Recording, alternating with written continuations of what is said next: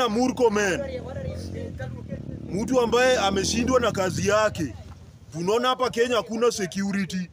Watu wanaabdakiwa ovyo ovyo, watu wanachinjwa ovyo ovyo. Na Murkomen kama mkubwa wa security aongei. Akiona Uhuru anaambia vijana wapigania haki yao, yeye na hiyo mdomo yake anakuja anapanua. Anasema ati Uhuru sasa ametoka kwa government, anajifanya malaika, anajifanya Mungu. Uhuru ni mtu ambaye hakuwa anatengea wa Kenya, ni mtu ambaye hakuwa anadanganya wananchi. Vitu zenye alikuwa anafanya na zenye hakufanya. Si kama huu mwenye tuko naye sahi, mwenye anasema nimeweka mikakati, nimetenga, tuko na njama, tuko na mipango. Yeye hakuwa anasema hizo vitu. Vitu zenye alikuwa anafanya alifanya.